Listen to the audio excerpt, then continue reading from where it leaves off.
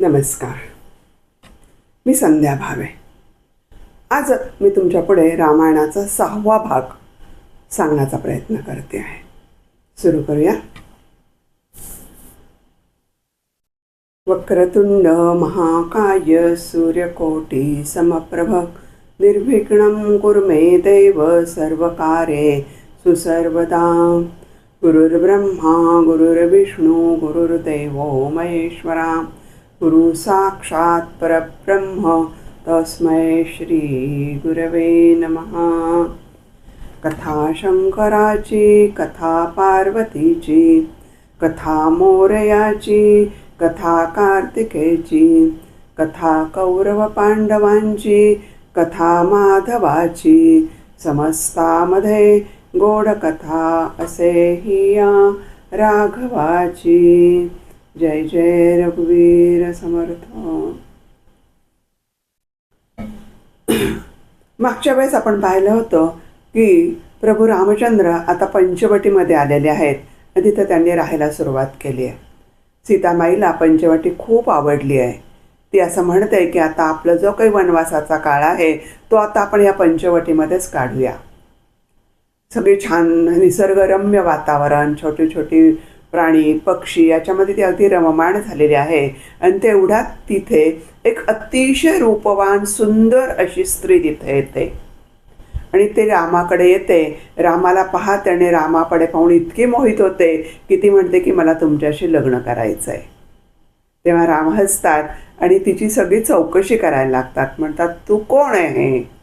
तेव्हा ती सांगते की लंकेचा राजा रावण याची मी बहीण आहे.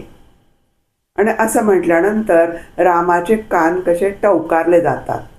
कारण का तर अगस्त्य ऋषीने त्याला जे धनुष्यबाण दिलं असतं तेव्हाच त्यांनी पहिल्यांदा सांगितलं असतं की तुला रावणाचा वध करण्यासाठी ह्या धनुष्याचा उपयोग होणार आहे. त्यामुळे त्याचं त्याची काय होतात तो सगळी चौकशी करायला सुरुवात करतो की कोण आहे हा रावण, कसा आहे, काय आहे, ही सगळी माहिती तो ह्या सुंदर स्त्रीकडून काढायला सुरुवात करतात. मग ती सांगते की विश्रावा ऋषींची आम्ही मुलं आहोत. आम्ही 4 मुलं आहोत. पहिला तो रावण, दुसरा कुंभकर्ण, तिसरा विभीषण आणि 4थी मी शूर्पणखा. माझ्या आईचं नाव केसकी आहे. आणि माझा जो भाऊ आहे रावण तो खूप पराक्रमी आहे, खूप हुशार आहे, बुद्धिमान आहे. त्याला हे त्रैलोक्यावरती राज्य करायचं आहे. इतका तो काय आहे, पराक्रमी आहे. नुसताच पराक्रमी आहे का तो, तर तो बलाढ्य आहे, पराक्रमी आहे, पण त्याचबरोबर तो मोठा शिवभक्त आहेत. आणि आम्ही सगळेजण कुबेराचे भाऊ आहोत. म्हणजे कुबेर म्हणजे कोण, तर स्वर्गातला जो खजिनदार तो कुबेर, त्याचे आम्ही सगळे भावंड आहोत असं तो सांगतो. असं म्हटल्यानंतर की मग ते रावणाबद्दल सांगायला सांगते की माझा भाऊ कसा आहे, खूप बलाढ्य आहे, खूप पराक्रमी आहे. तर म्हणजे काय, तो इतका शिवभक्त आहे की शिवाच्या आराधना करून त्याने आपल्याला शिवाला आपलंसं करून घेतलेलं आहे. त्याने इतकी तपश्चर्या केलेली आहे की वेळोवेळी त्याला शंकर प्रसन्न झालेले आहेत. आणि एकदा तर काय होतं की जेव्हा तो शंकर आपले कैलास पर्वतावरती असतात आणि हा लंकेमध्ये, तर हा सारखा त्या कैलास पर्वतावरती जाऊन काय करायचा, तपश्चर्या करायचा. तर त्याला एकदा वाटतं की जर आपण शंकरच जर आपल्या लंकेमध्ये येऊन जर राहिले तर सारखं आपलं तिकडं जाणं म्हणजे वाचेल. मग तो शंकराला प्रार्थना करतो की तुम्ही ह्या लंकेमध्ये येऊन तुमचं वास्तव्य करा. त्या शंकर काही ऐकत नाही आहेत. तिथं कसं निवांत शांत पर्वतावर त्यांची तपश्चर्या, ध्यान, धारणा जे काय आहे ते व्यवस्थित चालत असतं. तेव्हा तो काहीही केल्या शंकर काही त्या लंकेमध्ये येत नाही. तेव्हा तो काय करतो, तर ते जे कैलास पर्वतच आहे तो संपूर्ण उचलून ह्या लंकेमध्ये आणण्याचा प्रयत्न करतो. आणि तो पूर्ण शक्तीनशी हा काय करतो, ते कैलास पर्वत उचलण्याचा प्रयत्न करत असतो. परंतु जेव्हा शंकराच्या लक्षात येतं की हा संपूर्ण कैलास पर्वतच उचलत आहे, तर शंकर काय करतात, आपल्या अंगठ्याच्या साहाय्याने तो पर्वत दाबतात. आणि दाबल्यानंतर काय होतं, ह्या रावणाचे हात ह्या पर्वताच्या खाली असतात आणि ते जोरात दाबले जातात. तेव्हा शंकर जोरात, हा रावण आहे तो जोरात ओरडतो. आणि रावण, वण म्हणजे आवाज, असा मोठा आवाज, म्हणून भगवान शंकराने ह्याला रावण हे नाव दिलेलं आहे. आणि तो इतका जोरात ओरडतो की त्याच्यातून तो काय करतो, जो स्तोत्र म्हणतो ते स्तोत्र म्हणजे शिवतांडव स्तोत्र होय. इतका तो पराक्रमी असतो, इतका हुशार असतो. त्याचे 4 वेद आणि 6 उपनिषद मुखोद्गत असतात. म्हणजे एका मुखातून साधारणतः एखादं वेद, एखादं उपनिषद हे पाठ होऊ शकतं. पण रावणाकडून 6ही उपनिषद, 4ही वेद त्याचे मुखोद्गत असल्याने त्याला दशानन असं म्हटलं गेलेलं आहे. त्याचप्रमाणे तो विद्वान आहे, हुशार आहे, तो छान वीणावादक आहे, तो तपस्वी आहे आणि तो योद्धा आहे, तो लेखक सुद्धा आहे. त्याने कुठली कुठली लिहिलेली पुस्तकं तुम्हाला माहिती आहे का? त्याने रावण संहिता लिहिली आहे, त्यांनी ज्योतिष्य शास्त्र लिहिलं आहे, त्यांनी शिवतांडव लिहिलेलं आहे, तर सिद्ध औषधी ग्रंथ त्याचे लिहून झालेले आहेत. असा हा रावण. एकदा काय होतं माहिती आहे का, की त्याची आई केसकी ही सुद्धा खूप मोठी शिवभक्त असते. ती काय म्हणते एकदा रावणाला, मी रोज काय करते, शिवाचं लिंग करते, त्याची पूजा करते आणि त्याची पूजा केल्याशिवाय ती पाणी सुद्धा ग्रहण करत नाही. तर ती म्हणते की तू मला एकदा शिवाचं आत्मलिंगच आणून दे, म्हणजे मी हे जो रोज लिंग तयार करणार आणि ते विसर्जन करणार, त्याच्याऐवजी मला आत्मलिंग जर पूजेला आणून दिलं तर मला खूप छान वाटेल. आता आईची आज्ञा, प्रत्येक मुलाला वाटतं ना आपल्या आईची इच्छा पूर्ण करावी, तसं रावणालाही वाटायला लागले की आपण आपल्या आईला ते आत्मलिंग आणून द्यायला पाहिजे. आणि मग त्याप्रमाणे तो तिथून निघतो आणि कैलास पर्वतावर जातो. आणि कैलास पर्वतावर गेल्यानंतर तिथं काय करतो, खूप तपश्चर्या करतो, प्रचंड प्रमाणात तपश्चर्या करतो. शंकर काही त्याला प्रसन्न होत नाहीत. मग तो काय करतो, एक नियम करतो. काय नियम करतो, की रोज आजूबाजूच्या भागामध्ये जायचं, रोज 101 कमळं घेऊन यायची आणि ती शिवाला अर्पण करायची. असा त्याचा नियम चाललेला होता. पण एके दिवशी काय होतं की त्याला 100च कमळं मिळतात. आणि 100 कमळं मिळाल्यानंतर तो म्हणतो काही हरकत नाही, आणि तो सगळे 100 कमळं त्या शिवाला अर्पण करतो. आणि शिवाला म्हणतो, आता माझं हे शेवटचं शिरकमल मी तुझ्यापरे अर्पण करतो. असं म्हणून तो आपली तलवार काढून ते शिरकमल त्याला अर्पण करणार. तेवढा शंकर त्याला प्रसन्न होतात आणि म्हणतात, तुला काय हवंय ते माग. असं म्हटल्यानंतर रावण त्यांना म्हणतो, मला तुझं आत्मलिंग पाहिजे, माझ्या आईला रोज पूजा करण्यासाठी तुझं आत्मलिंग मला दे. आता शंकराला खूप प्रश्न पडतो की याने तर आत्मलिंगच मागितलंय, काय करावं बरं याला, नाहीतरी कसं काय म्हणायचं. मग तो म्हणतो की आता इथं आत्मलिंग म्हणजे काय आहे, याचे 2 अर्थ सांगितलेले. ज्या लिंगामध्ये भगवान शंकराचा आत्मा होता ते लिंग म्हणजे आत्मलिंग, असा एका ठिकाणी अर्थ सांगितलेला आहे. तर दुसऱ्या ठिकाणी काय अर्थ सांगितलेला आहे, की ज्या लिंगाची भगवान शंकर स्वतः पूजा करत होते ते लिंग म्हणजे आत्मलिंग. असं हे दुहेरी अर्थ आहेत. ठीक आहे, आपल्याला त्याच्यापाशी काय, पण हे असं पावन पवित्र असं हे आत्मलिंग शेवटी शंकर काय करतात, त्याला काढून देतात. रावणाला खूप आनंद होतो. तो म्हणतो की शंकर म्हणतात, हे मी तुला लिंग दिलं आहे ही गोष्ट खरी आहे म्हणे, पण हे लिंग तू माझा प्राण आहे त्याच्यामध्ये अतिशय जपून घेऊन जा, अलगद घेऊन जा, याला कुठेही जमिनीवर ठेवू नकोस. असं म्हटल्यानंतर रावण म्हणतो, काही हरकत नाही म्हणे, मी अगदी हळूवार त्याला घेऊन जातो, त्याला कुठेही खाली जमिनीवर ठेवणार नाही. हे आत्ता निघालो म्हणे, आत्ता मी लंकेमध्ये पोहोचतो. आणि असं करत करत करत तो काय करतो, पुढे जात राहतो. पुढे जात राहतानंतर संध्याकाळ होते आणि संध्याकाळ झाल्यानंतर त्याला संध्याकाळ करायची असते. आपण पाहिलं की रावण हा सुद्धा ब्राह्मण आहे, विश्रवा ऋषींचा हा मुलगा आहे. तो पण त्रिकाला संध्या करत असतो आणि त्याची संध्या त्याला चुकवायची नसते. आणि आजच्या वेळेस तो काय करतो की आता हे लिंग घेऊन मी कशी काय पूजा करणार, मी लिंग घेऊन कसं काय म्हणे हे संध्या करणार. आणि तिथं घनदाट अरण्य असतं.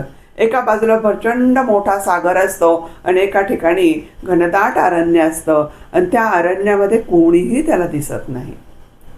त्याच्या पुढे प्रश्न पडतो की आता हे लिंग हातात घ्यायचं. तो सगळीकडे शोधतो आणि काय करावं असा विचार पडतो. तेवढ्यात त्याला काय पडतं तर गायींच्या गळ्यामध्ये ज्या घुंगूर माळा असतात त्याचा आवाज त्याला येतो आणि त्याचं कान टवकारतात. तो म्हणतो इथं कोणीतरी आहे, कोणीतरी मानव वस्ती आहे. आणि तो इकडे इकडे पाहायला लागतो. तेव्हा एक गुराखी काही गायींना घेऊन इकडे येत असतो आणि त्या गायींना पाहतो. त्या गुराखाला पाहिल्या रावणाला खूप आनंद होतो. तो छोटासा मुलगा असतो, त्याला म्हणतो इकडे ये रे जरा. तो गुराखे म्हणतो काय काय काम आहे. तो म्हणतो अरे ये तर खरं, माझं ऐक तर. तो म्हणतो काय म्हणे हे बघ, एक 5 मिनिटं माझ्या हातात जे लिंग आहे ना ते तू घेऊन उभं राहा, मी माझी संध्या पूर्ण करून लगेच येतो. तो गुराखे म्हणतो नाही रे बाबा, मला काही वेळ नाही आहे, संध्याकाळची वेळ झाली आहे. घरी म्हणे हे गुराखांची गुरांची सगळी वासरं वाट पाहत असतील म्हणे, माझे आई वडील वाट पाहत असतील, त्यामुळे मी काही ह्याच्यात थांबणार नाही. तो म्हणतो नाही रे बाबा, मला फार वेळ लागणार नाही, मी अवघ्या 2 मिनिटामध्ये माझी ही संध्या आवरतो, तोपर्यंत तू हे घे. तो म्हणतो नाही, मला मुळीच हे असलं काम सांगू नका, मला माझे आई वडील घरी उशीर झाला तर रागवणार आहेत. शेवटी खूप गयावया रावण करतो आणि म्हणतो की मी फार वेळ लावणार नाही रे बाळा, लगेच येईल मी, तू हे माझं 2 मिनिटं लिंग घेऊन उभा राहा फक्त. असं म्हटल्यानंतर तो मुलगा म्हणतो काही हरकत नाही आहे, तू सांगतोय ना तर मी हे लिंग घेऊन उभा राहतो, पण मी 3 आरोळ्या मारेन. ह्या 3 आरोळ्या मारेपर्यंत तू इथं आला तर ठीक आहे, नाही तर मी मी निघून जाईल.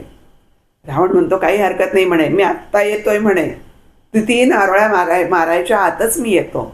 असं म्हणून रावण ते आपलं आणलेलं आत्मलिंग त्या छोट्याशा मुलाच्या गुराख्याच्या हातामध्ये देतो आणि इथे आपल्या संध्या करण्यासाठी समुद्रकिनारी जातो. आणि संध्या करता करता तो आचमन करायला लागतो. त्यापर्यंत हा गुराखी लगेच पहिली आरोळी मारतो सुद्धा. तो तिकडूनच हाताने सांगतो अरे थांब थांब थांब, काय म्हणे, काय एवढी घाई चालली आहे तुला म्हणे. तो म्हणतो असं म्हणून तो 2 मिनिटं काही क्षण वाट पाहतो आणि दुसरी आरोळीही मारतो. तो संध्याचे श्लोक म्हणायला त्याने सुरुवात केलेली असते. तो तिकडून हातानेच त्याला थांब थांब अशी खूण करतो आणि शेवटी तो 3री पण आरोळी मारतो. ही मारल्यानंतर मात्र तो काही तिथे त्याची संध्या अर्धवट झालेली असते. ती संध्या सोडून रावण इकडे येऊ शकत नाही आणि हा गुराखी काय करतो, ते जे आणलेलं आत्मलिंग आहे तो जमिनीवर ठेवतो आणि निघतो. रावण त्याची संध्या पूर्ण करतो आणि धावत धावत येतो. पाहतो तो ते गुराख्याने ते लिंग जमिनीवर ठेवलेलं असतं आणि गुराखी निघून गेलेला असतो. तो इतका चिडतो, इतका संतापतो, त्याला इतका राग येतो की मी इतक्या महत्प्रयासाने जे लिंग मिळवलेलं आहे आणि ते त्याने तर जमिनीवर ठेवलंय. तो सगळीकडे पाहतो तर तिथं सगळे गायी आणि तो गुराखी गुप्त झालेले असतात. त्या गायीचा एकच कान वर आलेला असतो. तो काय करतो रावण तो कान जोरात वर ओढतो, ते म्हणजे गोकर्ण. आणि आता हे तर सगळे निघून गेलेले आहेत म्हणून ते लिंग आहे ते परत स्वतः उचलायचा प्रयत्न करतो. सगळी शक्ती त्याला लागतो, सगळं महाबल त्याच्यासाठी वापरतो, पण ते उचललं जात नाही. ते म्हणजे गोकर्ण महाबळेश्वर. हे आपल्या देशामधलं, आपल्या भारतामधलं अतिशय प्रसिद्ध असं ठिकाण आहे. आणि तो गुराखी 2रा 3रा कोणी नसून तो गणराय आलेला आहे. प्रत्येकाचं विघ्न हरण करणारा, संकट हरण करणारा असा हा गणराय तिथे धावून येतो आणि ते आत्मलिंग रावणापासून तो परत आपल्याला मिळवतो. असा हा रावण इतका तपस्वी, इतका महाबली. एकदा काय होतं, हा रावण असतो ना, हा सर्व मी तुम्हाला सांगितलं त्याच्यात सगळे गुण असतात, पण त्याच्यात एकच अवगुण असतो, तो म्हणजे त्याच्यामध्ये खूप अहंकार असतो. आणि दुसरा म्हणजे तो स्त्रीलोभी असतो. रावणाचं जेव्हा मंदोदरीशी लग्न होतं तेव्हा मंदोदरी जेव्हा तिच्या माहेरी तिच्या एका छोट्या मुलीवरती तिचा खूप जीव असतो. तिचं नाव असतं वेदवती. ह्या लहान मुलीला ती खूप छान लळा लागलेला असतो, खूप प्रेम लागलेलं असतं. आणि लग्न झाल्यानंतर काय करते, ती छोटंसं बाळ आपल्या लंकेमध्ये आपल्या सासरी घेऊन येते आणि त्याचं छान संगोपन करते. ती मुलगी हळूहळू मोठी होते. आता ही मुलगी मोठी झाल्यानंतर ती खूप छान दिसायला होते, रूपवती असते.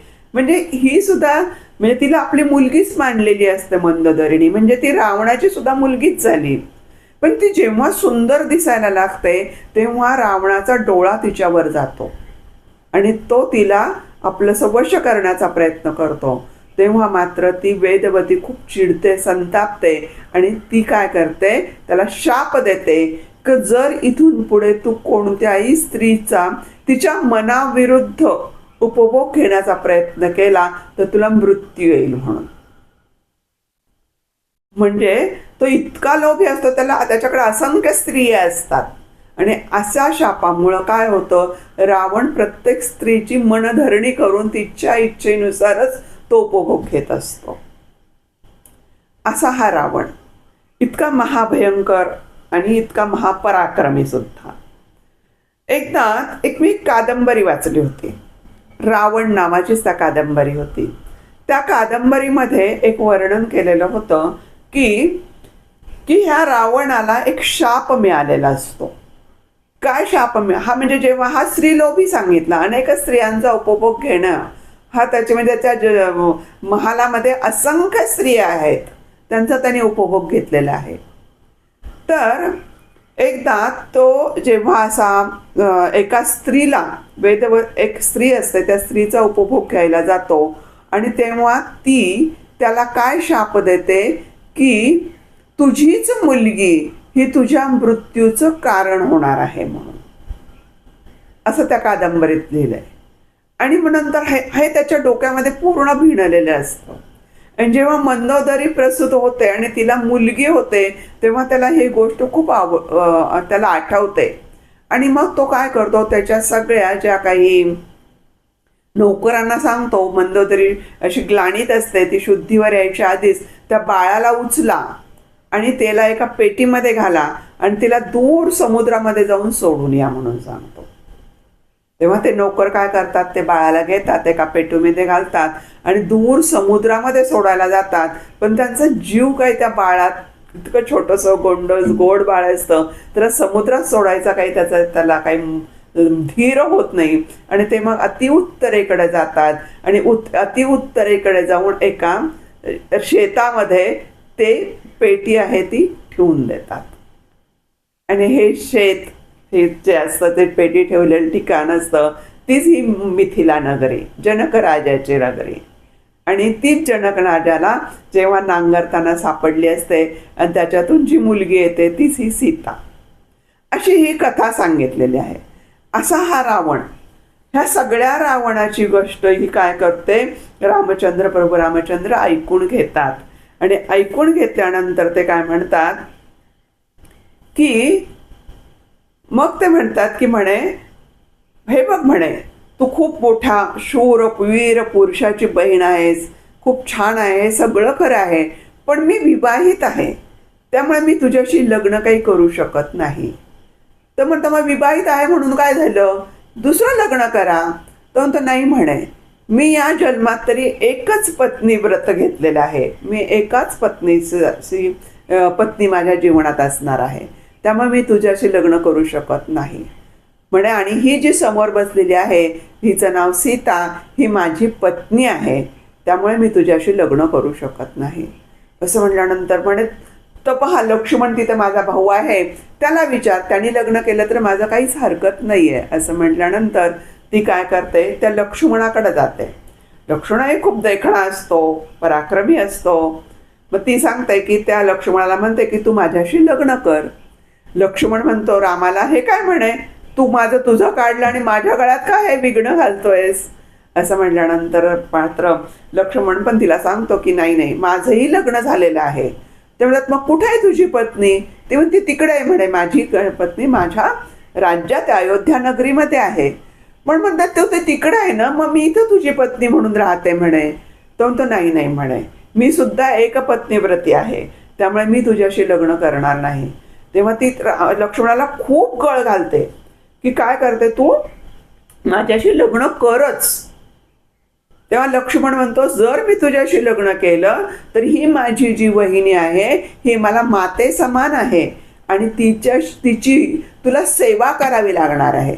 चालणार आहे का, तू एवढी मोठ्या रावणाची तू बहीण आहे, तुला माझ्या भाऊजाईची सेवा करावी लागणार आहे, माझ्या मातेची सेवा करावी लागणार आहे, हे जर तुला चालणार आहे का.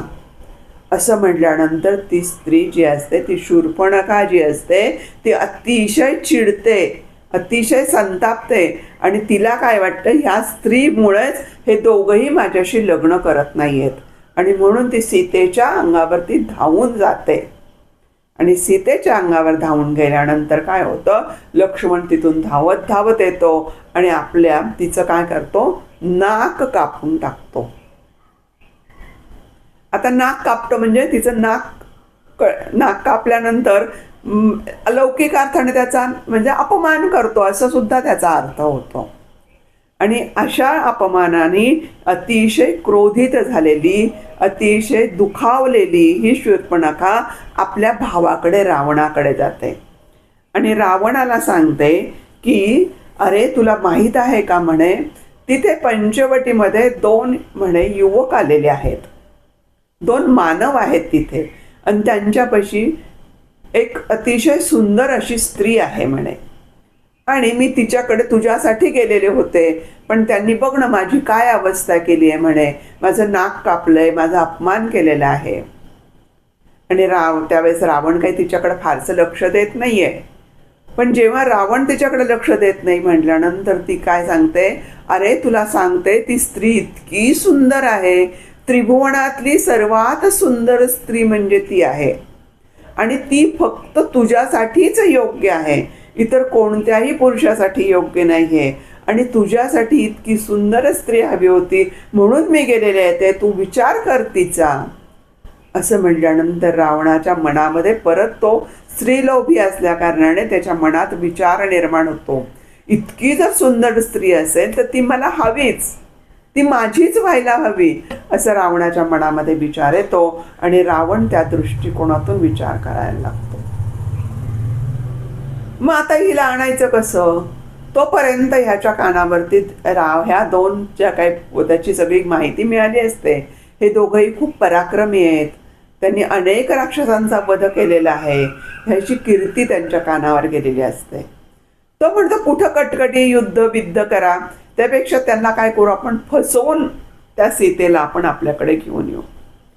आणि मग तो काय करतो, तिथे त्याच्या लक्षात येतं तिथं मारीच नावाचा राक्षस असतो, त्याला जर आपण हाताशी धरलं तर हे काम आपलं फत्ते होऊ शकेल. आता हा मारीच राक्षस तुम्हाला माहिती आहे कोण आहे तो, विश्वामित्रांनी जो यज्ञ केला होता तेव्हा रामरायाने 2 राक्षसांचा वध, एका राक्षसाचा वध केला सुबाहूचा, आणि दुसरा जो राक्षस होता तो पळून गेला होता आणि अतिदक्षिणेकडे येऊन थांबला होता, तोच हा मारीच राक्षस. ते हा मारीच राक्षसाला रावण बोलवतात आणि सांगतात की म्हणे मला तू मदत कर म्हणे. त्या पंचवटीमध्ये जे 2 मानव राहतात आहे त्यांच्यापाशी अतिशय एक अशी सुंदर स्त्री आहे, ती मला हवी आहे. मग मारीच राक्षस म्हणतो मग मी तुम्हाला त्याच्यामध्ये काय मदत करू, तर मला मदत हवी आहे म्हणे तो काय कर की तू एक सुंदर असं हरणाचं रूप घेऊन तिथे जा आणि तिला मोहिनी घाल त्या स्त्रीला आणि हट्ट करायला सांग की मला हे हरिण हवं आहे म्हणून. कारण तिला खूप प्राण्यांची खूप आवड आहे, ती प्राण्यांवर खूप प्रेम करते, त्यामुळे ती नक्कीच त्याच्यात मोहित होईल म्हणे.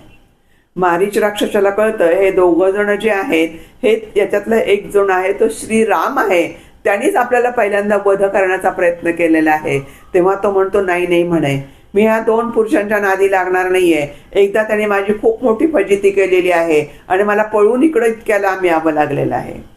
तेव्हा रावण सांगतो, तू एवढा काय घाबरतोयस, मी आहे ना म्हणे तुझ्या बरोबर, तुला काय असंच एकट्याला सोडणार आहे का, तू अजिबात काळजी करू नकोस म्हणे, आपण त्याचा हे करूया. असं म्हटल्यानंतर तो विचार करतो की काय करावं. शेवटी रावणाला नाही तरी कसं म्हणायचं. रावण म्हणतो, हीच संधी आहे तुला त्याचा बदला घेण्याची. आणि असं म्हटल्यानंतर तो मारीच त्याची तयारी करतो आणि सुंदर असं तर काय करतोय, हरणाचं रूप घेतो, सोनेरी हरणाचं मृग घेतो, कांचन मृग असतं आणि सुंदर मोहक रूप घेऊन तो काय करतो, सीतामाईची जिथं कुटी आहे त्या कुटीच्या आसपास तो काय करत असतो, फिरत असतो. आणि सीतामाईचं लक्ष त्या हरणावरती वेधलं जातं. तिलाही मोहिनी घातलेलीच असते. ती इतकी मोहित होते, ती म्हणते की रामरायाला की मला ते हरिण हवंय हो म्हणे. रामराय म्हणतात, तुला कशाला हवं आहे. नाही हो म्हणे, काय सुंदर हरिण आहे ते म्हणे, अगदी वेगळं आहे, इतर हरणापेक्षाही ते वेगळं आहे, असं हरिण मला हवंय.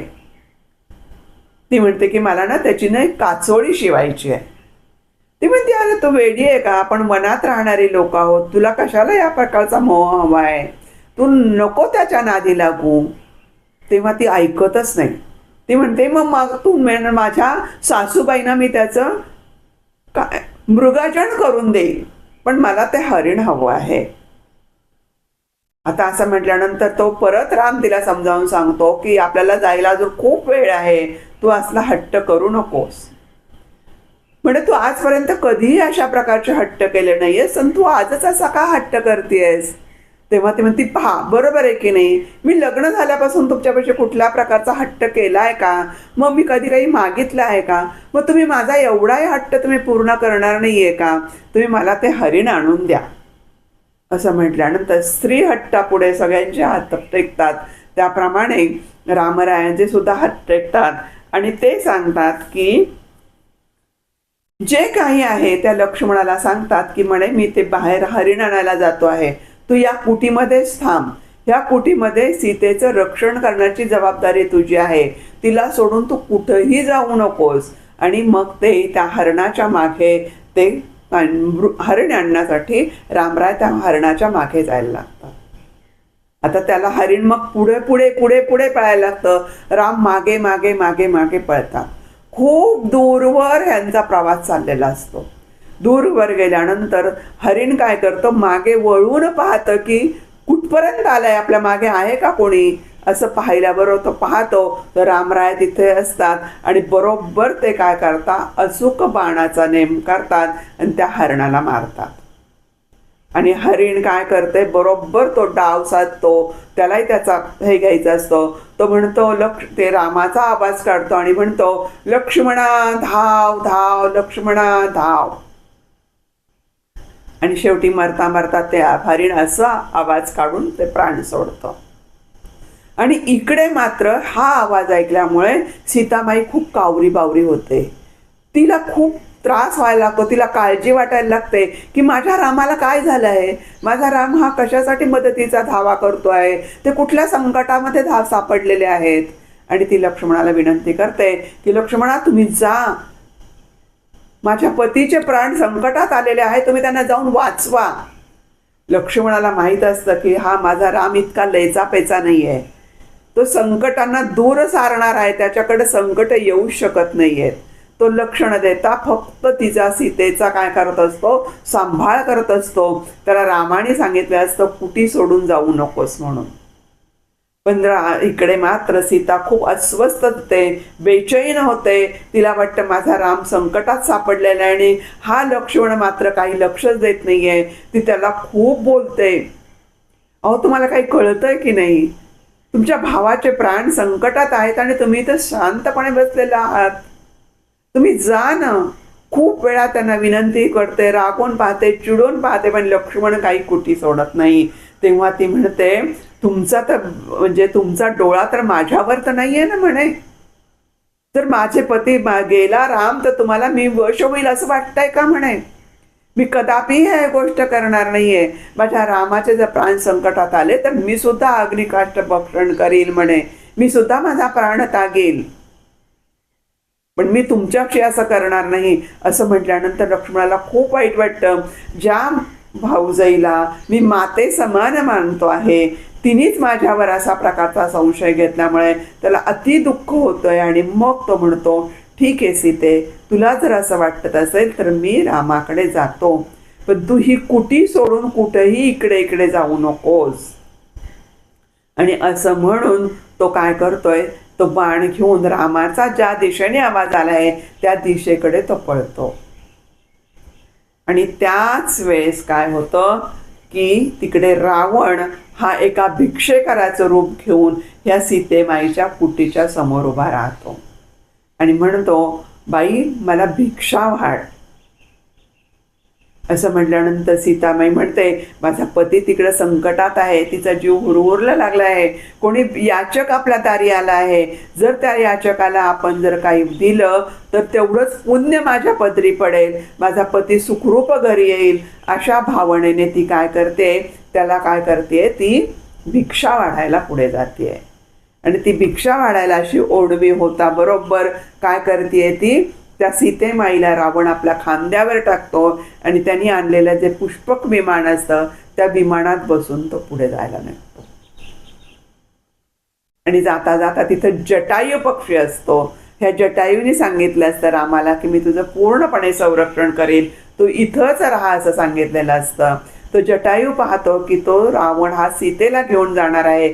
तो जटायू रावणाशी युद्ध करतो, त्याला अडवतो, पण दोघांचंही चांगलं घनघोर युद्ध होतं. पण जटायू आता काय झालेला असतो, अतिशय वृद्ध झालेला असतो, त्याची शक्तीहीन झालेला असतो. आणि रावणाला माहीत असतं या जटायूचे प्राण ह्याच्या पंखात आहे असं म्हटल्यानं, आणि आता लवकर इथून बाहेर पडणं गरजेचं आहे. त्यामुळे तो काय करतो, त्या जटायूचे पंख छाटतो. सीतामाई खूप आक्रोश करते, ओरडते आणि तिला खूप वाईट वाटतं, हे काय मी संकट ओढवून घेतलेलं आहे. आणि आता माझा पती माझा शोध कशी घेणार, माझे दीर माझा शोध कसे घेणार. म्हणून ती सगळे आपले अलंकार आहे ती रस्त्याने टाकत चाललेले आहे. आणि इकडे मात्र रामराया परत कुटीमध्ये येतात. लक्ष्मण येतात आणि पाहतात सगळीकडे सीता सीता करून हाक मारतात, पण सीता काही त्या कुटीमध्ये नसते. ती इकडे गेली असेल म्हणून पाहतात, ती सगळीकडे शोधतात, पण सीता काहीही दिसत नाही. लक्ष्मण खूप बेचैन व्हायला लागतो, कारण त्याच्यावर जबाबदारी दिली असते रामाने की तू सीतेचा काय करायचा, सांभाळ करायचा आहे, तू सीतेला सोडून कुठेही जाऊचे नाहीये. ते रामाने दिलेला शब्द त्यांनी मोडलेला असतो. म्हणजे आपल्यावर जी कामगिरी दिलेली असते ती कामगिरी आपण पूर्ण पाडायची असते. कितीही संकट येऊ, कितीही अडचणी येऊ, कितीही आपल्या त्याच्यामध्ये त्रास झाला तरी आपण आपल्याला नेमून दिलेलं काम हे पूर्णत्वाला न्यायचं असतं. ही जी रघुवंशाची पद्धत आहे, रीत आहे, ती त्यांनी मोडलेली असते. त्यामुळे लक्ष्मण खूप अस्वस्थ होतो. सगळीकडं ते फिरायला लागतात आणि हे सगळीकडं फिरत असताना त्यांच्या लक्षात येतं की सीतेला हरण झालं, सीता आता कुठे सापडत नाहीये. आणि सीता मग तो राम इतका दुःखी होतो, इतका कष्टी होतो की तो सगळीकडे सीता सीता सीता करून काय करतो, विरह करतोय, तो आलाप करतोय, रडतोय. सगळ्या झाडांना जाऊन विचारतो माझी सीता कुठे आहे, पक्ष्यांना विचारतो, वेलींना विचारतो की माझी सीता कुठे आहे, माझी सीता कुठे आहे.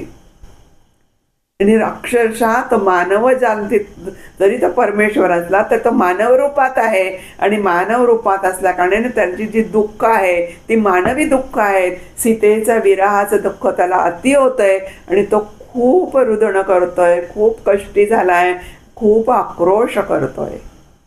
इकडे जटायू पक्षी मात्र आपले प्राण कंठाशी येऊन पामतोय की त्याला हा निरोप रामरायांना द्यायचा आहे की त्या सीतामाईला रावणाने नेलेला आहे. यासाठी तो कंठात प्राण आणून ठेवलेले आहेत त्यांनी. आणि इकडे राम मात्र विरह करत इकडे फिरतोय.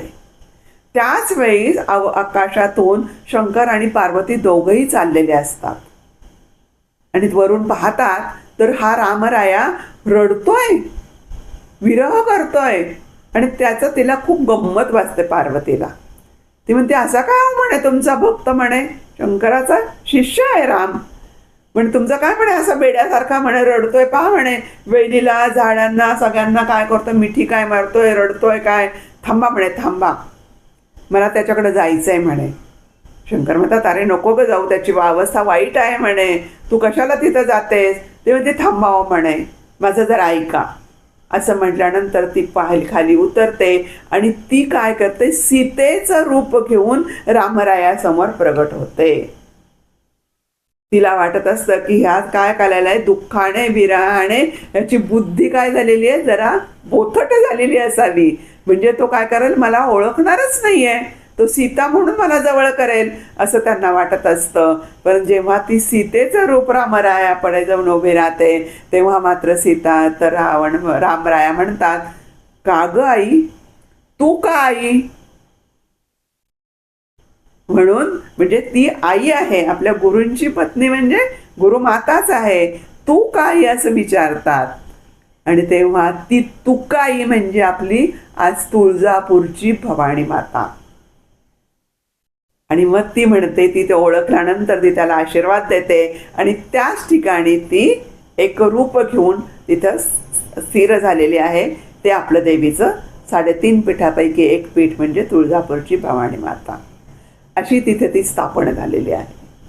आणि अशा प्रकारे तो परत आपला विरह घेऊन सीतेचा शोध घेत घेत असताना त्याला जटायू पक्षी दिसतो आणि जटायू पक्षी काय करतो, तो थांबवतो रामाला आणि रामाला सांगतो की म्हणे मी तुझ्या पत्नीला वाचवण्याचा खूप प्रयत्न केलेला आहे, तुझी पत्नी लंकेचा राजा रावण यांनी तिचं हरण केलेलं आहे आणि मी त्याच्याशी युद्ध केलं आहे, माझे त्यांनी पंख छाटले आहेत, पण आता मी फक्त तुला सांगण्यासाठी माझे प्राण काय ठेवलेले आहेत, कंठाशी आणून ठेवलेले आहेत असं म्हणतात. त्यांना सांगतात रावणाने नेलेले आहे म्हणून, आणि इकडं काय करतोय, तो आपले प्राण सोडतोय.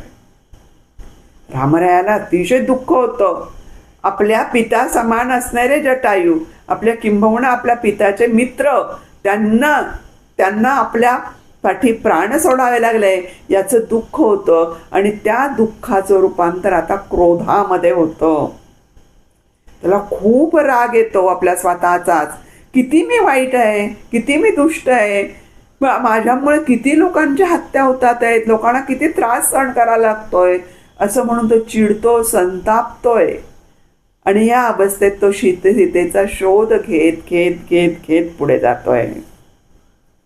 आणि पुढे जात असताना त्यांना पुढे एक कंबद नावाचा एक प्राणी दिसतोय. त्याचे हात खूप मोठे मोठे लांब झालेले आहेत, अंगावर भरपूर केस आहेत आणि तो केसाळ प्राणी असतो. तो तिथे भेटतो आणि तो लक्ष्मणाला काय घालतोय, अशी मिठी मारतोय आणि म्हणतोय की लक्ष्मणा तुम्ही घाबरू नका, तुम्हाला तुमच्या सीतेचा शोध लागणार आहे, पण त्या सीतेचा शोध लागण्यासाठी तुम्ही इथं पाहत नका बसू, तर तुम्ही आता पुढे मातंग ऋषींच्या आश्रमामध्ये जा आणि तिथं गेल्यानंतर तुम्हाला पुढचा मार्ग कळेल आणि तुम्ही तिथं जा आता म्हणे. आणि मातंग ऋषी कुठं आहेत ह्याचा तो पत्ता सांगतात, त्याची वाट दाखवतात. आणि हा जो कदंब नावाचा जो प्राणी आहे तो पूर्वीचा एक गंधर्व असतो आणि तो ह्यांना मार्ग दाखवतो आणि आपला त्याचं कार्य संपतं. आणि मग हे दोघंही जण काय करतात की त्या मातंग ऋषींच्या आश्रमाकडे आता हे सगळे जण निघालेले आहेत. आणि हळूहळू हळूहळू हळू ह्या मातंग ऋषींच्या आश्रमामध्ये तिथे येतात. आणि या मातंग ऋषींच्या आश्रमामध्ये शबरी नावाची एक भिल्लीन असते आणि ही रामरायाची अगदी डोळ्यात प्राण आणून वाट पाहत असते. तर आता ही कोण असते शबरी? शबरी मी तुम्हाला सांगितलं ती भिल्लीन असते. ती लहान असतानाच ती एका भिल्लीन किंवा धनगर अशा जे समाज असतो त्या समाजात तिचा जन्म झालेला असतो. आणि तिथं ती लहानाची मोठी होत असते. तर तिच्या घरात खूप असे शेळ्या, मेंढ्या, बकरी अशी खूप खूप प्रमाणात असतात. ती लहान असल्यामुळे त्यांच्यामध्येच ती वावरत असते, वागत असते. त्यामुळे तिला कसं त्या सगळ्यांचा खूप लळा लागत असतो. ती त्यांच्याशीच खेळायची, त्यांच्याशी गप्पा मारायची, त्यांना उचलून घ्यायची. दिवसभर तेच त्यांचं खेळणं असतं. त्यांच्यामध्ये ती इतकी रममाण झालेली असते. आणि ती शेवटी 7-8 वर्षाची होते. आणि 7-8 वर्षाची झाली की त्या काही तेव्हा मुलीचं लग्न केलं जायचं. तेव्हा तिचं लग्न ठरतं. आणि लग्न ठरलं, तिला काही कळत नाही या गोष्टी. आणि तिचं लग्न ठरल्यानंतर तिच्या अजून खूप शेळ्या, बकऱ्या त्यांच्या घरामध्ये आणल्या जातात. आणि त्या आणल्यानंतर ती विचार करते की एवढ्या कशाला आल्यात, आपल्याकडे आधीच भरपूर आहेत, मग अजून कशाला आलेल्या आहेत. मग ती आईला जाऊन विचारते, आई आई एवढ्या कशाला ग आता आपल्याकडे अजून शेळ्या बकऱ्या आणल्यात म्हणे. तेव्हा तिची आई म्हणते, अगं बाळा, तुला माहिती आहे का, आता तुझं लग्न ठरलेलं आहे म्हणे. तुझं लग्न होणार आहे. आणि आपल्यामध्ये लग्न ठरल्यानंतर काय करतात, तर सगळ्यांना मांसाहाराचं जेवण द्यायचं असतं. तर त्याच्यासाठी ह्या सगळ्या शेळ्या ह्या तिथं आणलेल्या आहेत. असं म्हणल्यानंतर तिला खूप वाईट वाटतं. ती म्हणते, काय, माझं लग्न होणार आहे आणि त्याच्यासाठी तुम्ही या सगळ्या शेळ्यांना मारून टाकणार आणि त्याचं मांस लोकांना जेवायला घालणार. ती नाही नाही नाही नाही नाही म्हणे, असं नका करू म्हणे, मला नाही आवडणार, मला खूप प्रिय आहेत ह्या सगळ्या शेळ्या, हे सगळे मेंढरं, तुम्ही त्यांना मारू नका म्हणे. ती म्हणते, आई म्हणते, अगं आपल्याकडची ही पद्धतच आहे, त्या पद्धतीनुसार हे सगळं करावं लागतं, त्यामुळे त्याला काही पर्याय नाही आहे. मग ती म्हणते, जर असा जर पद्धत असेल तर मला लग्नच नाही करायचं, माझं लग्न करू नका म्हणून ती सांगते. ती म्हणते, असं कसं लग्न नाही करायचं, लग्न तर होणारच आहे म्हणे तुझं. मग ती खूप विचार करायला लागतंय. जर माझं लग्न होणार असेल आणि या लग्नामध्ये या सगळ्या मेंढ्यांचा, शेळ्यांचा जर बळी जाणार असेल, तेव्हा मी लग्नच न केलेलं बरं. आणि मग ती काय करते, रात्रीतून उठते आणि रात्रीतून लांब पळून जाते. आणि धावत धावत धावत धावत ह्या मातंग ऋषींच्या आश्रमापाशी येते. ह्या मातंग ऋषींच्या आश्रमाचे एक वैशिष्ट्य म्हणजे इथं अतिशय सुख समाधान आहे. इथले सगळे प्राणी पक्षी आनंदी आहेत. त्यांच्यामधली वैर भावना सगळी निघून गेलेली आहे. इथे मुंगूस आणि नाग एकत्र खेळतात आहेत. इथे वाघ आणि ससे एका पाणवठ्यावरती पाणी पितात आहेत. मी त्यांच्यामध्ये वैर भावना नाही आहे. असा अतिशय पवित्र पावन असा हा मातंग ऋषींचा आश्रम. आणि ह्या आश्रमापाशी ही आली आहे. ती पाहते मातंग ऋषी काय करतात, सकाळी उठतात आहेत आणि तिथं त्यांचे जे काही शिष्य आहेत त्यांना काय करतात, वेदाभ्यास शिकवत आहेत. हिला ते इतकं आवडतं, ते शिकवतात आहेत.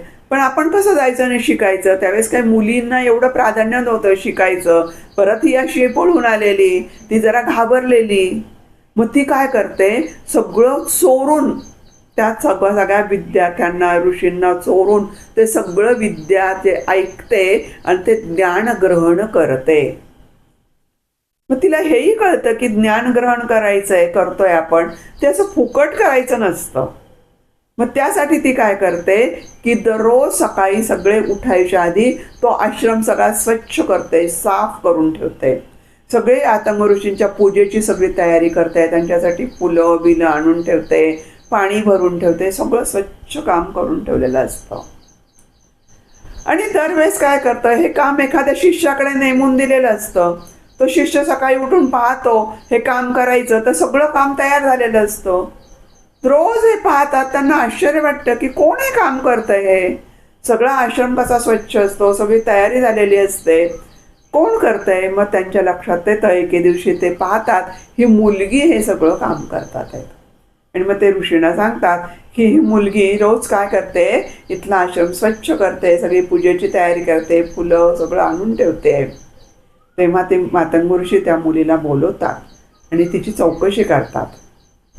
ती त्यांना नमस्कार करते आणि ती सांगते, महाराज माझं चुकतंय, मी रोज इथं तुम्हाला न सांगता तुमचा विद्याभ्यास मी ग्रहण करते, मी अभ्यास करते. आणि एखाद्याचा विद्याभ्यास करताना काहीतरी आपण तिथं आपलं द्यायला हवं ना. म्हणून मी हा सगळा आश्रम स्वच्छ करते आहे.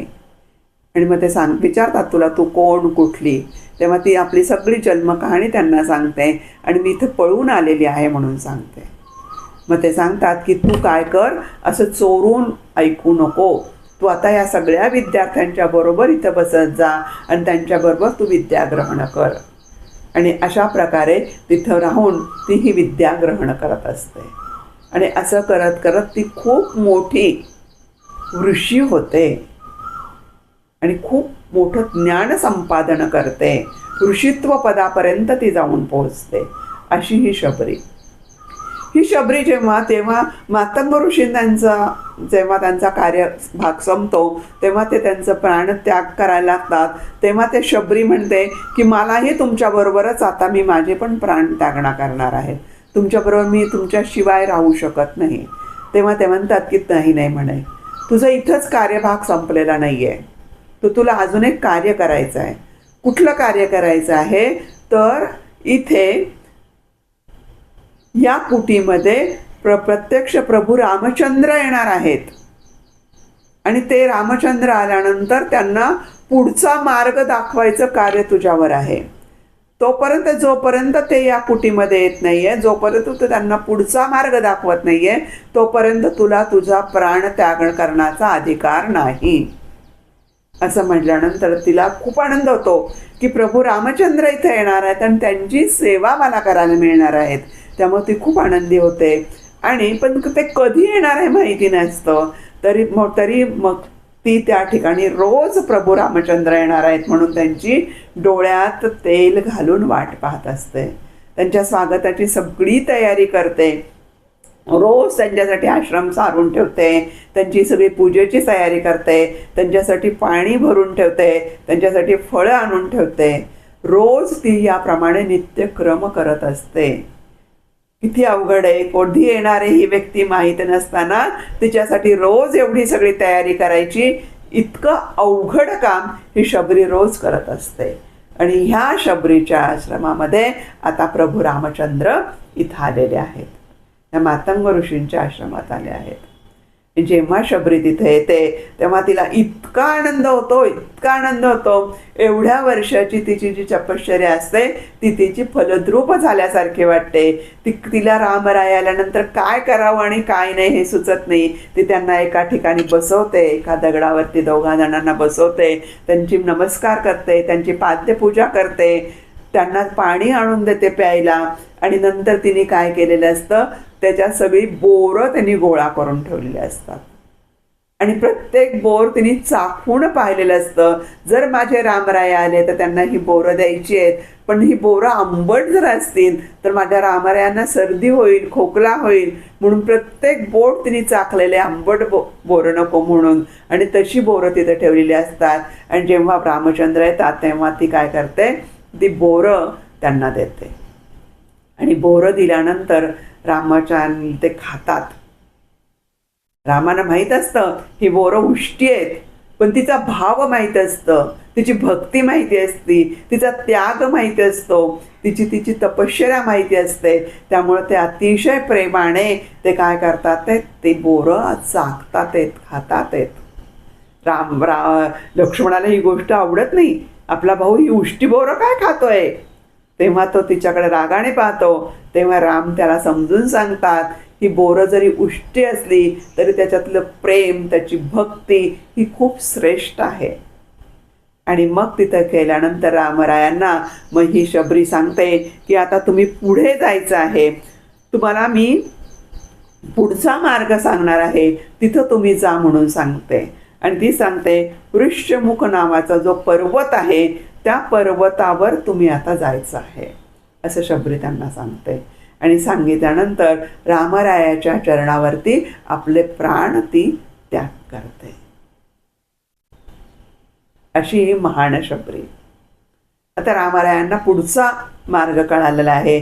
त्याप्रमाणे दोघंही आता पुढे पुढे पुढे ऋष्यमुख पर्वतावरती आता ते निघालेले आहेत. या पर्वतावरती सुग्रीव राहतो.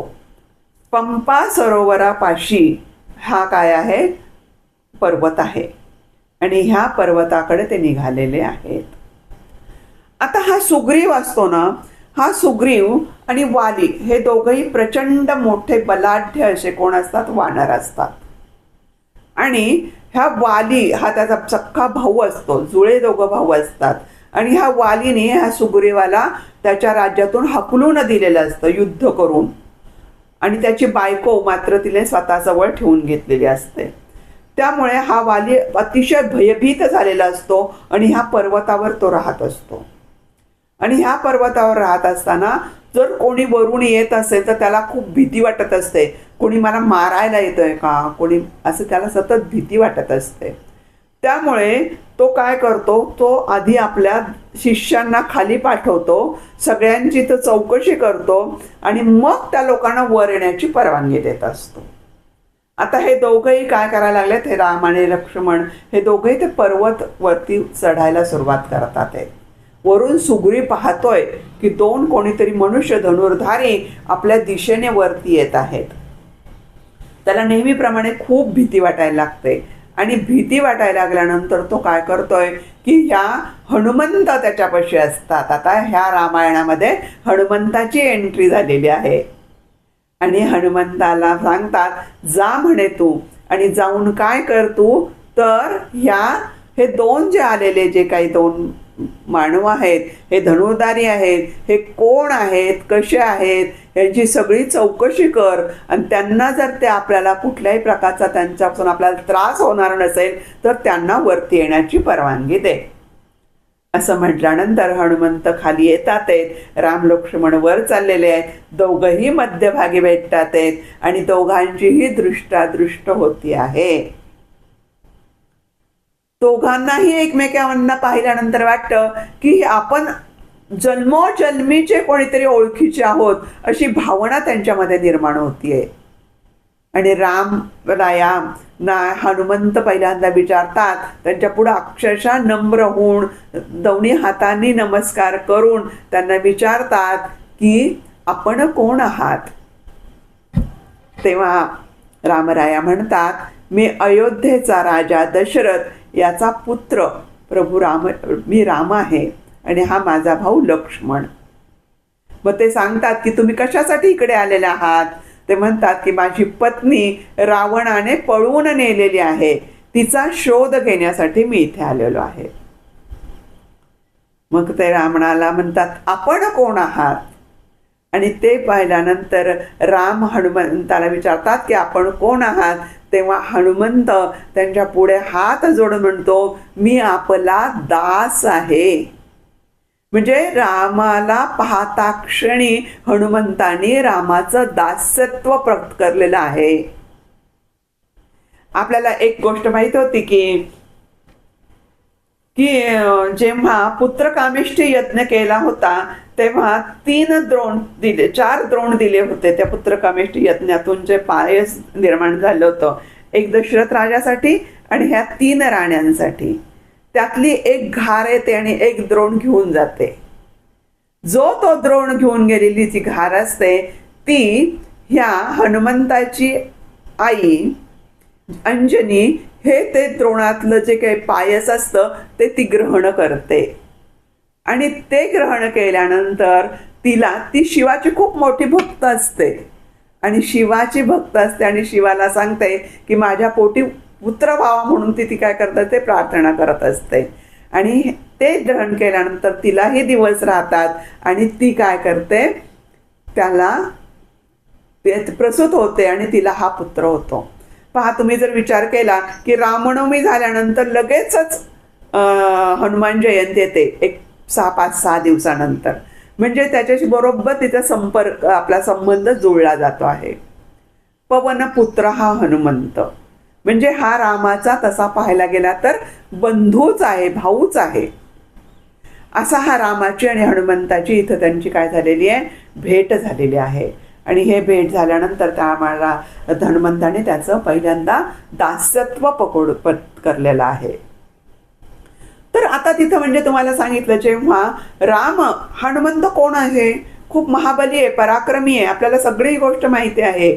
जेव्हा हनुमंताचा जन्म सकाळी 6 वाजता झालाय आणि जो जन्माला आल्याबरोबर त्याला खूप भूक लागली, पोटात आगीचा डोंब झालाय आणि तो आता खायचं काय, तो वर पाहतो, तो सूर्याचा लाल रंगाचा गोळा तिथं त्याला दिसतो आणि त्याला वाटतं की हे एखादं छानसं फळ असावं, म्हणून तो सूर्यावर झेप घेतो. म्हणजे किती जन्मताच किती पराक्रमी आहे, केवढा धैर्य आहे त्याच्यामध्ये, महाबली आहे तो.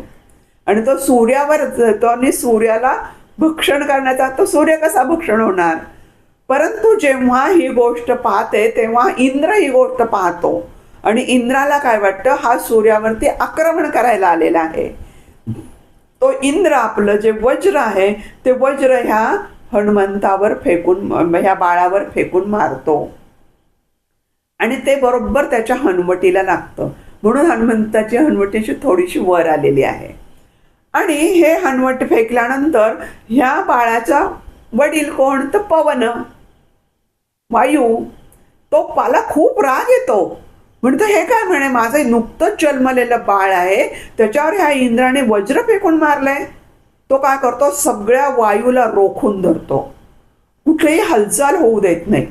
आणि वायूला रोखून धरल्यानंतर काय होतंय, वायूला रोखल्यानंतर सगळं हालचाल बंद झाल्यानंतर तिथे सगळ्यांचे श्वास असे कोंडले जातात, गुदमरले जातात, सगळ्यांना अस्वस्थ व्हायला लागतं, श्वास घेता येत नाही, सगळी पृथ्वी स्वर्ग डळमळीत व्हायला लागतात, घाबरतात आणि म्हणतात हे काय म्हणे, हे काय केले. त्या वायूला विनंती करतात, अरे बाबा तू हे का केले म्हणे, आमचे प्राण कंठाशी आलेत, आम्ही श्वास घेऊ शकत नाहीये, तू का थांबलायस. तो म्हणतो की माझ्या बाळाला ह्या इंद्राने वज्र मारलेला आहे, जोपर्यंत हा इंद्र त्याची माफी मागत नाही तोपर्यंत मी काय करणार नाही, ह्या प्राण मी काय ते जे रोखून सोडलेले आहेत ते मी त्याला सोडणार नाही. असं म्हटल्यानंतर सगळे हवाल दिलं होतं. आता आपल्याला पाहणं, 2 मिनिटं जर श्वास घेता आला नाही तर काय, 2 मिनिटं काय, 1 मिनिटभर सुद्धा श्वास रोखण्याची इतकी आपली क्षमता नाहीये. तर हे ब्रह्मांड सगळं तर हे झालंय, घाबरलंय. ते म्हणतात, वज्र म्हणतात की म्हणे, मग शेवटी इंद्र तिथं धावत येतात आणि इंद्र त्याची माफी मागतात. तेव्हा इंद्रदेव, सगळे देवदेवता वरून पाहत असतात, हे सगळं झालेले सगळे घाबरलेले असतात. तेव्हा हा पवन जे आहे, वायू आहे, तो म्हणतो तुम्ही माफी मागितली आहे, ही गोष्ट खरी आहे, इंद्र माफी मागतो, पण म्हणे माझा मी आता प्राण तुम्हाला भय सोडतोय, पण तुम्ही प्रत्येक देवाने माझ्या बाळाला एक एक वरदान द्यायचं आहे.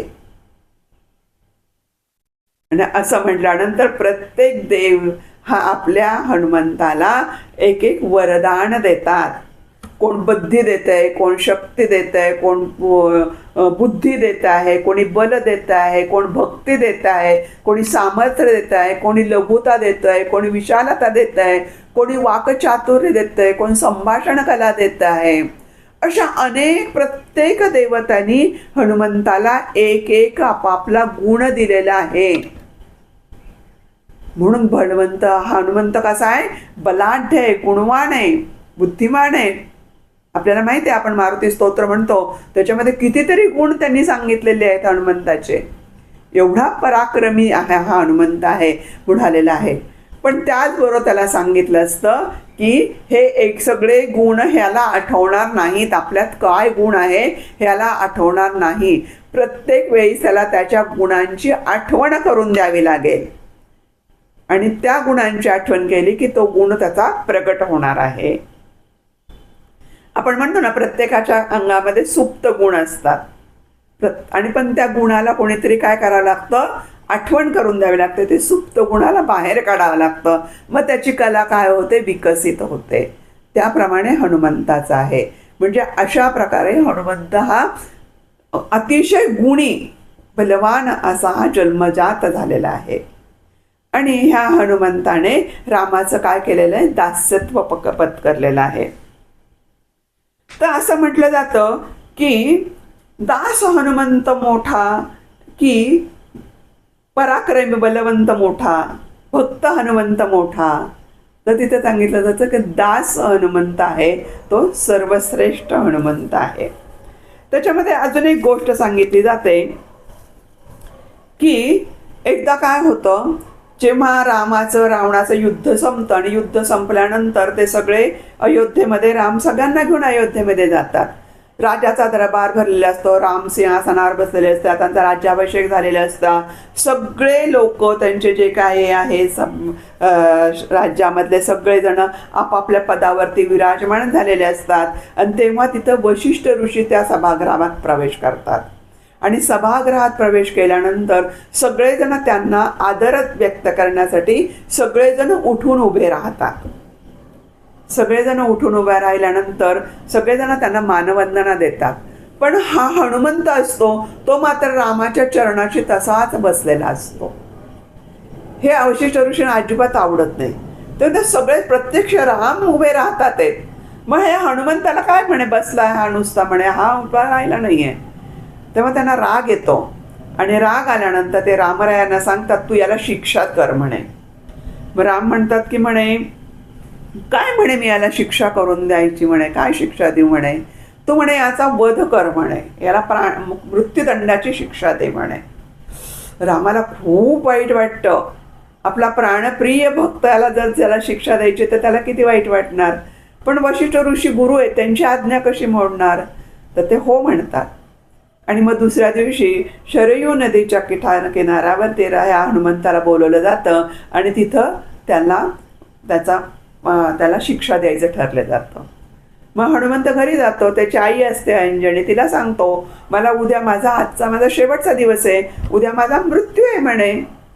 ती म्हणते कसं काय म्हणे, प्रभू रामचंद्र मला शिक्षा देणार आहे, त्यांच्या गुरुने त्यांना तसं सांगितलेलं आहे.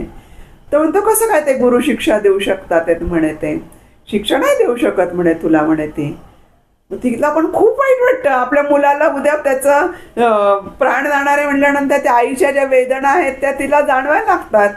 पण नंतर ती खूप विचार करते आणि त्याला सांगते की म्हणे तू काळजी करू नकोस म्हणे, तुझा किती त्याने शिक्षा देऊ दे पण तू उद्या तुझा मृत्यू काही होणार नाहीये म्हणे.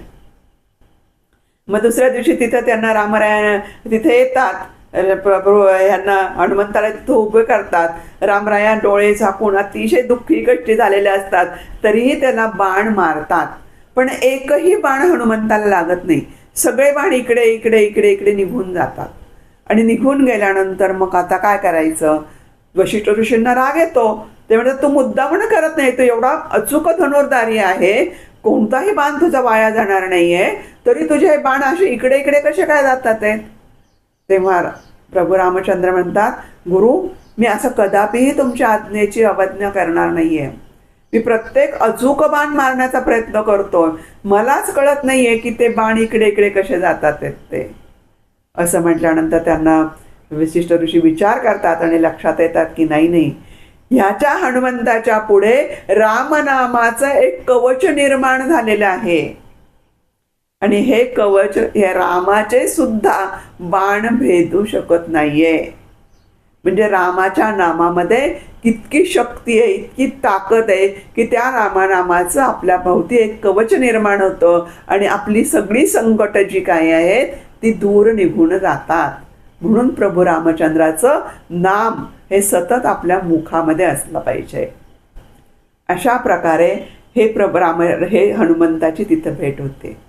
अजून एक मी तुम्हाला हनुमंताची गोष्ट सांगते आणि आपण आज इथं भाग थांबू. नंतर उद्या आपण बाकीचा भाग पुढच्या भागामध्ये पाहू. रामराया जे असतात जेव्हा इथे अयोध्येमध्ये येतात, सगळं युद्ध वगैरे संपल्यानंतर मग रामराया सगळ्यांचा आदरातिथ्य करतात. प्रत्येकाला जे ज्यांनी ज्या प्रकारे युद्धामध्ये मदत केलेली आहे, कार्य केलेले आहे, त्यांना त्याप्रमाणे त्यांना एक एक पद देतात, त्यांना मानधन देतात, पैसा अडका ते काय जे आहे ते सगळं देतात आणि प्रत्येकाला आपापल्या घरी आपापल्या कार्याला जायला सांगतात. सुग्रीवाला सुद्धा त्याचं राज्य देतात, जांबवंतांना काही देतात, प्रत्येकाला काही ना काही देतात आणि सगळेजण आता आपल्या आपल्या घरी तिकडे आपल्या आपल्या देशामध्ये निघून गेलेले आहेत. फक्त हनुमंत असा आहे की तो फक्त रामापाशी थांबलाय. तो काही इथून अयोध्या सोडून जायला तयार नाहीये. रामाच्या मनात विचार येतो की म्हणे हा हनुमंत जात का नाहीये म्हणे. सगळेजण गेले, आपापल्या कामाला लागले, हा याला काही काम धंदा काही आहे का नाही, हा कायम इथंच अयोध्येत बसलेला आहे, आता याला जा तरी कसं म्हणायचं ना. मग ते म्हणतात की पहिल्यांदा सांगतात, आपल्या सीतामाईला सांगतात की सीतामाई त्या हनुमंताला जरा सांग म्हणे समजून की आता संपलंय तुझं कार्य, तू आता आपापल्या घरी गेला तरी चालेल. सीतामाई म्हणते मी असलं काम काही करणार नाही म्हणे, मी कोणालाही दुखवत नाही, मी कोणालाही त्रास देत नाही, मी त्याला असं तू सोडून जा, मी कोणत्याही माणसाला दुरावत नाहीये, त्यामुळे मी हे काम करणार नाही. असं म्हटल्यानंतर राम गप शांत होतात. ते सीतामाईला सांगतात, हे लक्ष्मणाला सांगतात, लक्ष्मणा त्या हनुमंताला सांग रे बाबा, आता जा म्हणा तुझ्या घरी, झालंय आता आपलं इथलं सगळं कार्य. लक्ष्मण म्हणतो, रामा हे असं का मला तू सांगतो, ज्याने माझे प्राण वाचवले आहेत, जो जाऊन ज्याने, तो तर रडत बसला होता म्हणे मला शक्ती लागल्यावर, हाच हनुमंत गेला आणि सगळी जडीबुटी घेऊन आला, संजीवनी घेऊन आला आणि त्याने माझे प्राण वाचवले. असा माझा प्राण वाचवणाऱ्याला आता तू अयोध्या सोडून जा म्हणून कसं काय सांगू म्हणे, मी नाही सांगणार म्हणे. मग ते भरताकडे जातात, भरताला सांगतात तू सांग. भरत म्हणाला नाही, भावाच्या विरहाचं काय दुःख असतं ते मी उपभोगलंय म्हणे, त्यामुळे मी असं कोणालाही तू इथून जा असं सांगणार नाही. शत्रुघ्नाला सांगतात, शत्रुघ्न म्हणतो मी आतापर्यंत तुमच्या कधी मध्यात पडलोय का, नाही पडलेलं, त्यामुळे आता याच्यामध्ये मला तू या फांदात काही घेऊ नकोस. असं म्हटल्यानंतर राम म्हणतात आता हे काम मलाच करावं लागेल. मग ते हनुमंताला एके दिवशी बोलवतात आणि हनुमंताला सांगतात बोलता की बाबा रे, तू आमच्यासाठी किती मोठं काम केलेलं आहे, तुझ्यामुळे तू सीतेचा शोध लागलेला आहे, तू एवढा मोठा समुद्र तरुण गेलेला आहे, तुझ्यामुळे जडीबुटी घेऊन आलेला आहे, त्यामुळे लक्ष्मणाचे प्राण वाचले आहेत, इतरांपेक्षा तू कितीतरी मोठं काम केलं आहे. मी प्रत्येकाला ज्यांनी काम केलेलं एक पद दिलेलं आहे, तुला काय हवंय ते माग, मी तुला ते देतो आणि तू आता अयोध्येतून तुझ्या घरी जा. हनुमंत म्हणतो नक्की ना म्हणे, ज्यांनी काम केलं, मी सगळ्यांपेक्षा जास्त काम केलं हे तुम्हाला मान्य आहे ना म्हणे. ते म्हणले हो अर्थात म्हणे, तुझं कार्य किती श्रेष्ठ आहे मला मान्य आहे म्हणे. त्यांनी सामान्य कामं केली, त्यांना तुम्ही एक पद दिलेलं आहे ना म्हणे. म्हणतात हो. मग मी त्यांच्यापेक्षा जर जास्त कामं केलेली असेल तर तुम्ही मला 2 पद द्यायला हवीत ना. राम म्हणतात बरोबर आहे. त्याच्या मनात आहे तर राम याच्या मनात लालसा निर्माण झाली आहे, अजून याला काहीतरी हवंय म्हणून ह्याला 2 पदं आहेत, जाऊ दे देऊन टाकू, याला काय हवे आहेत ते पदं. मग ते म्हणतात की हो म्हणे. मग हनुमंत म्हणतात मला 2 पदं हवी आहेत. राम म्हणतात बरं ठीक आहे, कोणती 2 पदं तुला हवी आहेत ती सांग म्हणे, मी तुला द्यायला तयार आहे. असं म्हटल्यानंतर हनुमंत पटकन उठतो आणि त्या रामरायांच्या पायापाशी जातो आणि त्यांना सांगतो ही 2 पदं मला कायम स्वरूपी हवेत, ही 2 पदं सोडून मी कधीही कुठेही जाणार नाही. असं म्हटल्यानंतर रामरायाला कळतं त्याची जी भक्ती आहे, त्याची जी श्रद्धा आहे, त्याचं आपल्यावर असलेलं नितांत प्रेम आहे, ते कदापिही आपल्या दोघांना दूर करू शकणार नाही. असे हे रामराय आणि हनुमंत. आता हे रामराय आपल्या ह्या पर्वतावरती आलेले आहेत, ऋष्यमुख पर्वतावरती आले आहेत, सुग्रीवाशी भेट होणार आहे. आता आपण पुढच्या भागामध्ये पाहणार आहोत. आता सुग्रीवाणी वालीची भेट, हे सुग्रीवाणी रामरायांची भेट होईल. नंतर जे काही पुढचा रामायणाचा भाग आहे, वालीशी युद्ध होणार आहे आणि नंतर परत सीतेचा शोध घ्यायला जाणार आहे. हा सगळा कथाभाग आपण पुढच्या भागामध्ये पाहूया. आता आपण इथेच थांबू. प्रभू बोला, प्रभू रामचंद्र की जय. तुम्हाला जर हे मी रामायण सांगते हे जर आवडत असेल तर नक्कीच तुम्ही काय करा, इतरांना पाठवा. इतरांना तुम्ही लाईक करा, शेअर करा, इतरांना पाठवा. तुमच्या ज्या काही कमेंट्स आहेत त्या मला कमेंट्स बॉक्समध्ये सांगा. आणि अजूनही तुम्ही माझ्या चॅनलला जर सबस्क्राईब केले नसेल तर नक्कीच करा. जय श्रीराम.